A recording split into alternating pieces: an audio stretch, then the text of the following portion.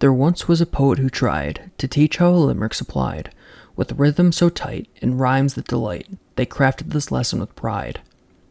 Many know poems haiku, lines 5, 7, then 3 add 2. They'll lead you astray, forget haikus this day, and with them syllabic milieu. A limerick's built out of 5, where beats in the lines come alive. 1, 2, and 5 match, 3 and 4 are attached, and that's how the rhyme scheme will thrive. The first line will set up the tale, the second will add to the trail. The third and the fourth are shorter, of course, then fifth brings it home without fail. Now often they're playful and bold, with stories amusing told. Perhaps they'll tease, or scandal with ease, or just be absurd to behold. Take Edward Lear, quite the man who spread limericks throughout the land. His humor was grand and widely unplanned, yet all with a masterful hand. An example I'll set, with Lear's hand, don't fret, an old man and his beard. His poem, a bit weird. This is Lear's poem, you bet. There was an old man with a beard, who said, "It's just as I feared. 2 owls and a hen, 4 larks and a wren, have built their nests in my beard. Now I'll give you my own, for limericks are in my bones. All day and all night, limericks all right. Don't stop me now, I'm in the zone. My cat has boots of lead. With them he steps on my bed. Up and down he acts like a clown. Lead stains he leaves widespread. And so I enter upset. My sheets I've upkept. He trampled my work. I'll go berserk. But in revenge I'm quite inept. A blunder this does portend. Feathers that ascend. A bird I'll buy to scare the little guy. Chaos will meet my ends. Yet the cat's cunning I'll commend, for the cat and bird made friends. They don't bicker or fight, they cuddle at night. Species friendship transcends. Now the cat's begun to recruit new animals to wear lead boots. They moved in my house, an ox, a snake, and a mouse. Just to sleep I need a protective suit. So on to plan 2. I'll begin anew.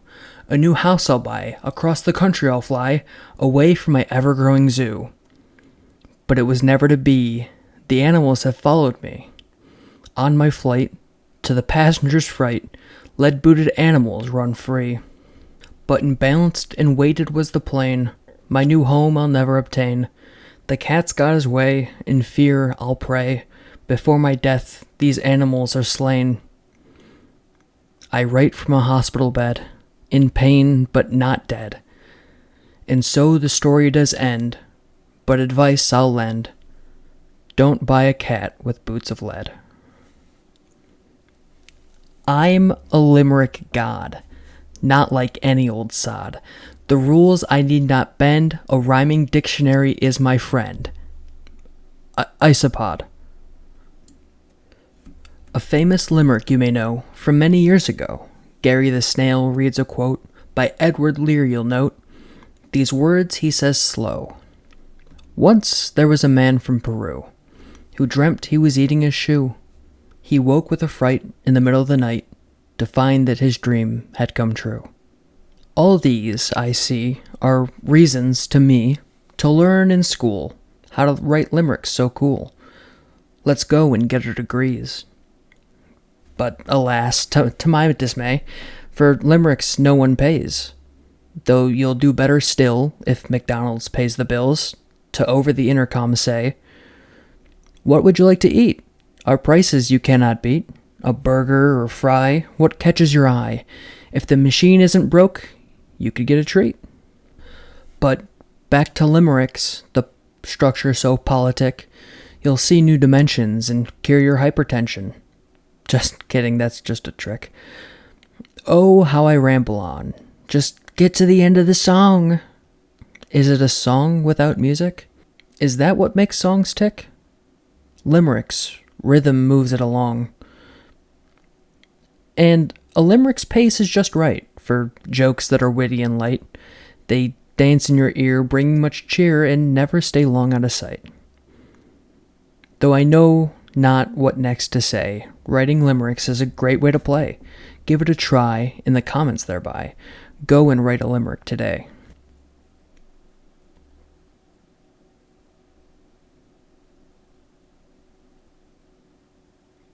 Oh, you know I'm not done. Writing limericks is so much fucking fun. I'll write and I'll write, to my heart's delight, until the rising of the sun.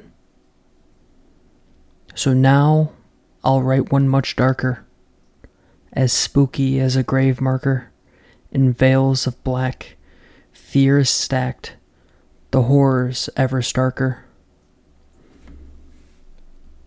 A moonlit street he creeped, while the city was still asleep. Doorbells he stole, as his life goal, he made not so much as a peep. On the secondary market he sold them, for doorbells he could not hold 'em.